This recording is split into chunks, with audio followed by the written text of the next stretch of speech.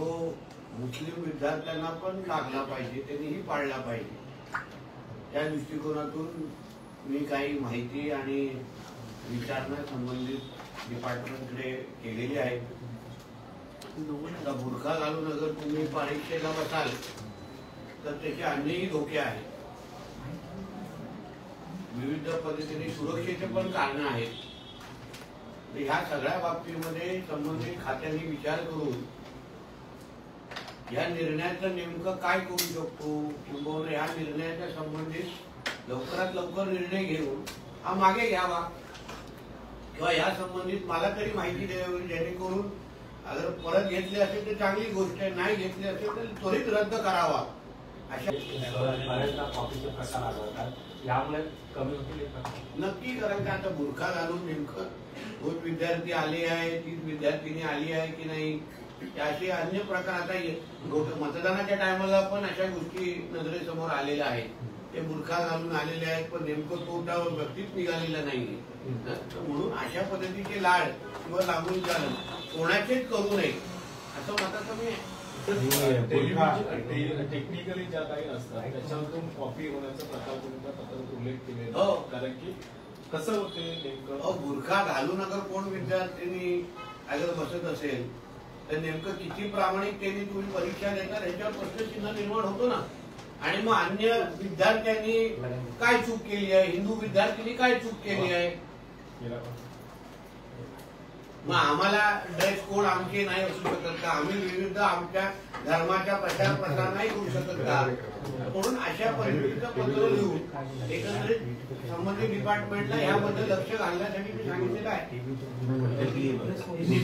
12वी माध्यमिक शाळेत उच्च माध्यमिक प्रमाणपत्र परीक्षेत मुस्लिम विद्यार्थिनींना परीक्षेच्या वेळी बुरखा परिधान करून परीक्षा देण्याबाबत परवानगी देण्यात येत आहे असे एक पत्र हातात माझं आलं. तशी ते या संबंधित मंत्र्यांना आता पत्र लिहिलेलं आहे.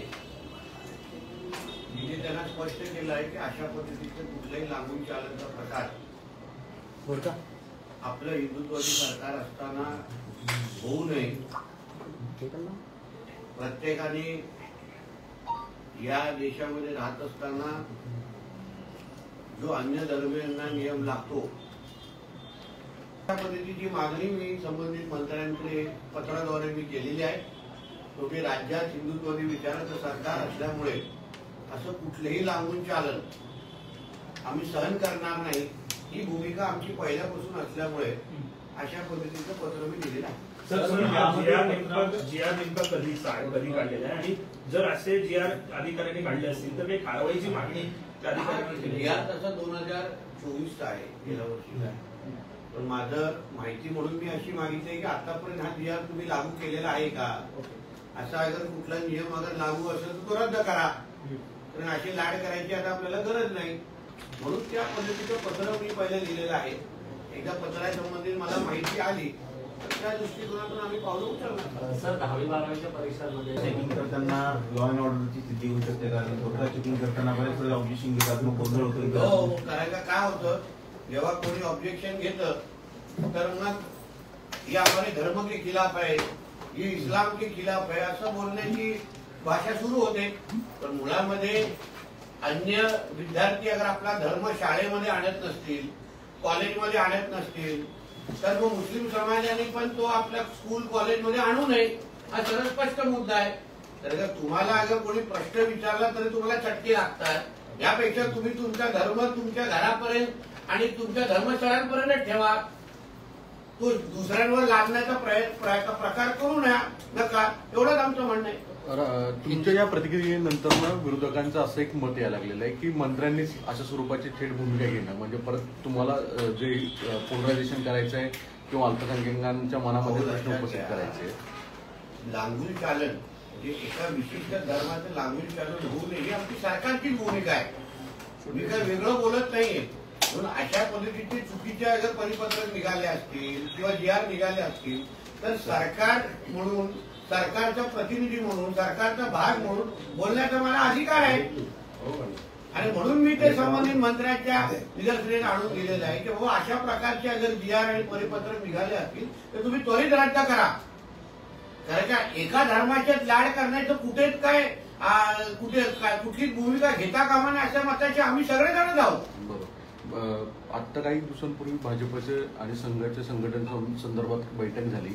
त्या बैठकीमध्ये असं एक म्हटलं गेलं की बांगलादेशी हा एक फार मोठा अजेंडा आणि हिंदुत्व विचारांचे हे करण्याची भूमिका ही भाजपाच्या पुढच्या काळामधील सरकारची असणार आहे असं स्वरूपात आदेश दिलेले, त्याच्या सूचना केलेल्या आहेत आणि त्याच्या स्वरूपाची भूमिका मांडावी असंही सांगण्यात आलेलं आहे.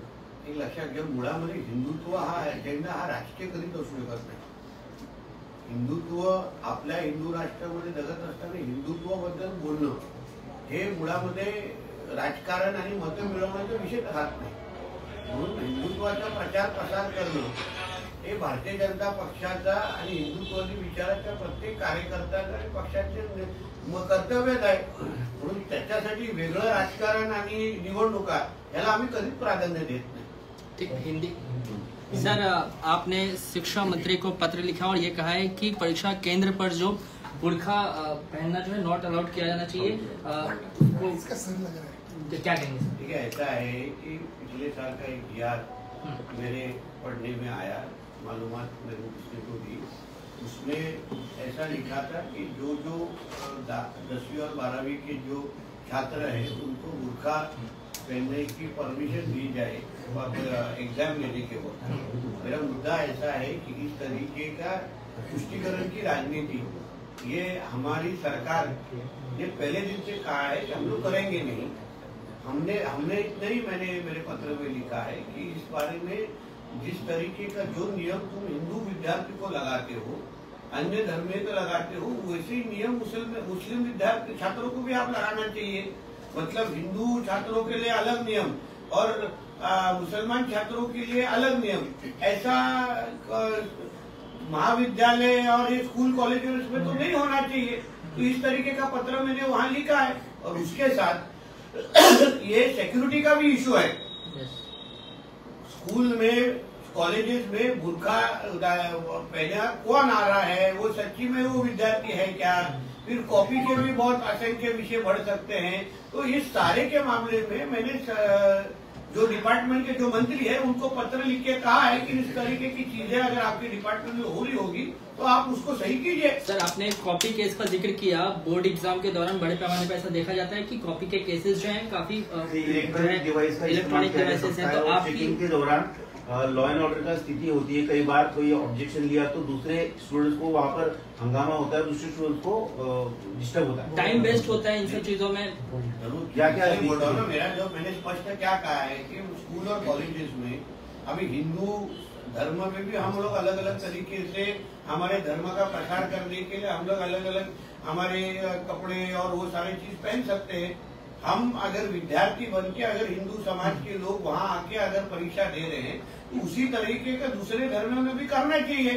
उधर अगर अभी इनको कोई पूछने जाएगा कि बाबा बुर्खा में क्या है, मतलब कौन है वो आप बताइए, या तो चेकिंग के नाम पे अगर उनको कुछ पूछेगा तो वापिस वो लोग अलग लॉ एंड ऑर्डर का विषय खड़ा कर देते हैं. ऐसी बहुत सारी घटनाएं हमारे देश में हुई है.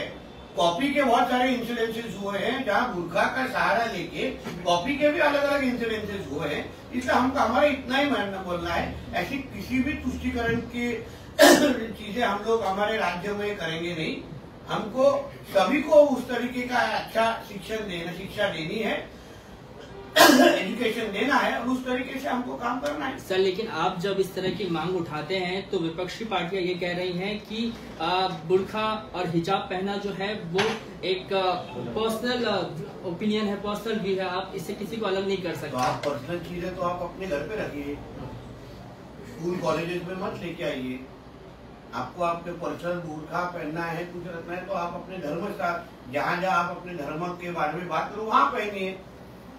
जो अन्य छात्र वो स्कूल कॉलेजेस के सारे नियम रूल्स एंड रेगुलेशन फॉलो कर रहे हैं, फिर आपको कुछ अलग तरीके का कुछ ट्रीटमेंट वीआईपी ट्रीटमेंट चाहिए क्या?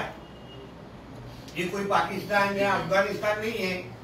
नहीं, इस बारे में शिक्षा मंत्री से आपकी बात हुई है? या मैंने पत्र लिखा है, बात भी होगी। मैं भी उनको इस बारे में कुछ भी बातचीत करके उनको बोलूंगा, ऐसा कोई भी परिपत्र होगा तो तुरंत आप वापिस ले लीजिए और ये विषय को खत्म करें। सिद्धिविनायक न्यासाने जो ड्रेस कोड केलेला आहे, सागर हिंदी को ठीक। दूसरी बात की बांग्लादेशी के खिलाफ लगातार मुहिम जारी है और डीपीडीसी की मीटिंग में भी मुंबई में खासतौर पर रोहिंग्या और बांग्लादेश के खिलाफ मंगल प्रभात लोढ़ा और बाकी आपके जो लोग थे उन्होंने एक सख्त आदेश दिए है कि मिनी बांग्लादेश नहीं होने देंगे, बांग्लादेशियों के खिलाफ मुहिम तेज करिए। तो बराबर ही है, क्योंकि आज बांग्लादेश और रोहिंग्या मुसलमान जो हमारे मुंबई में रह रहे हैं वो हमारे मुंबई के लिए बहुत बड़ा धोखा है। हमारे शहर में ही रह के ये हमारे ही शहर को, मुंबई को काबिज करने की कोशिश ये लोग कर रहे हैं। इनको हमारे मुंबई में इस्लामीकरण करना है।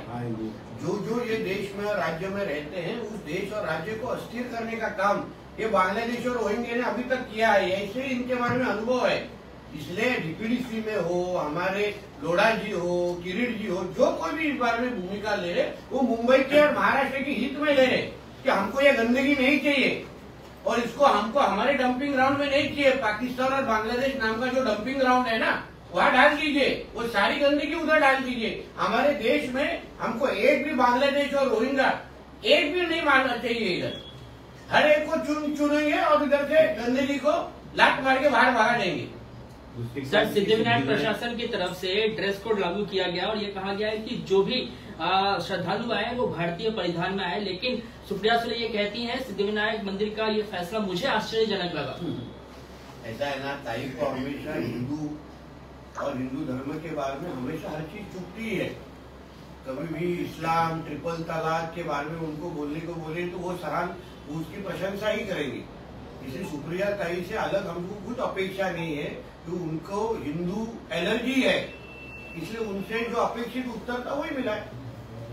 मला मराठीत हे हवंय की सुप्रिया सुळेंचा विरोध आहे, जो ड्रेस कोड आहे त्याला, त्यांचं म्हणणं आहे की कुठला ड्रेस हा कुठले संस्कृती परिधान। कधी सुप्रिया ताईंनी मस्जिदमध्ये काय घालावं काय घालू नये, इस्लाम कसं चुकीच्या पद्धतीने कट्टरपंथी करताय, कसं महिलांवर अत्याचार करतायत, कसं लव जिहाद मध्ये आमच्या हिंदू माता भगिनींचं आयुष्य खराब करतात, असं कधी सुप्रिया ताईंना कधी बोलताना तुम्ही ऐकलंय का? हिंदू द्वेष हा सुप्रिया ताई आणि महाविकास आघाडीवाल्यांचा आवडता विषय आहे। जिथे हिंदूंचा द्वेष होत असेल, हिंदू धर्माची बद्दल काही बदनामी करण्याचा विषय असेल तर ह्यांच्यामध्ये स्पर्धा सुरू होते की तू जास्त बदनामी करते की मी करते। म्हणून सुप्रिया ताईकडून हा अपेक्षितच होतं, कारण का हा शेवटी हिंदू समाजाच्या संदर्भात आहे।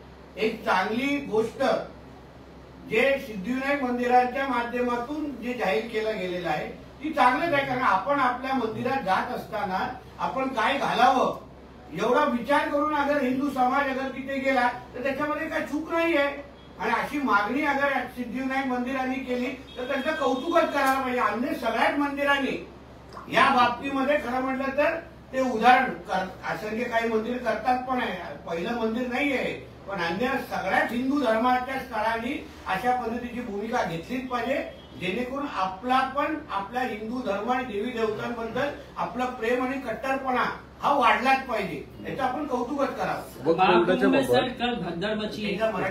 वक्फ बोर्डाच्या संदर्भात काल जे शिवसेनेचे उबाटाचे खासदार आहेत सावंत यांनी जी भूमिका मांडली ती एमआयएम त्यांची सारखी राहिली।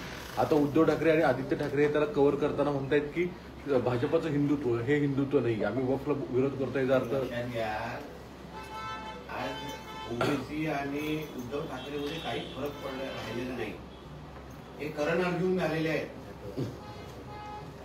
म्हणजे त्याच्यामध्ये काहीच फरक नाही। पण अरविंद सावंतनी घेतलेली भूमिका ही उद्धव ठाकरेंची भूमिका आहे। उद्या जेव्हा मातोश्रीवर वक्फ बोर्डचा जेव्हा बॅनर लागेल ना की हे वक्फ की जमीन है, तभी उद्धव ठाकरेला कळेल वक्फ म्हणजे कुठली मिरची असते।